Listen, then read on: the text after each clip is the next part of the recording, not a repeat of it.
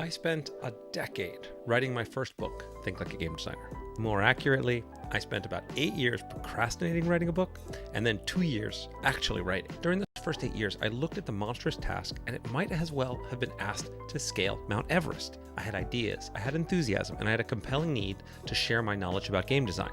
The scope of the project froze me in my tracks. When I looked at a blank page, inner demons haunted me. You aren't a writer. You can't do this. That sense of not being good enough, that sense of not being able to do it, would help me move to a less intimidating task. I'd switch to that, and I wouldn't write my book. For years, I would stare at my annual goals from the previous year, and I'd see the uncrossed off words, write book. Finally, in 2016, I changed my New Year's resolution.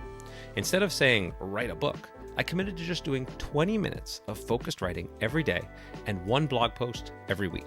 The key to making progress on massive goals is to break them into manageable chunks and reward yourself for each step along the way. And without a system for rewarding those small wins, we quit. Each win releases dopamine, a neurotransmitter associated with feelings of pleasure and satisfaction. This creates a positive feedback loop, making you more motivated to achieve the next small win. My biggest piece of advice and the biggest lesson for how to do this is to use a focus block. A focus block is like a video game power-up where you become immune to damage, distraction, and can thus cruise through otherwise difficult tasks with ease. I found no better way to make amazing progress in my life than through this technique. There are 6 steps to a focus block. 1. Choose your focus task. Pick something that's important and meaningful to you. 2. Block distractions. This means putting your phone on airplane mode, closing the door to your room, letting people around you know that you need to focus and can't be distracted.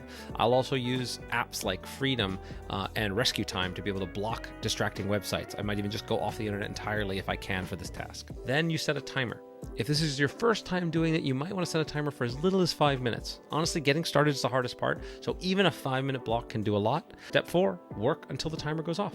Step 5 is also really important. A lot of people skip this, which is to reward yourself. If you've successfully completed a focus block, you want to create a good feeling. You want to create that positive feedback loop. So a reward could be, going for a little walk outside. It could be giving yourself a little snack. It could be playing video games for a little bit, having some guilt-free surfing on social media, whatever it is that's fun for you, right? Do that for 5 minutes and give yourself that good feeling of, hey, I did this.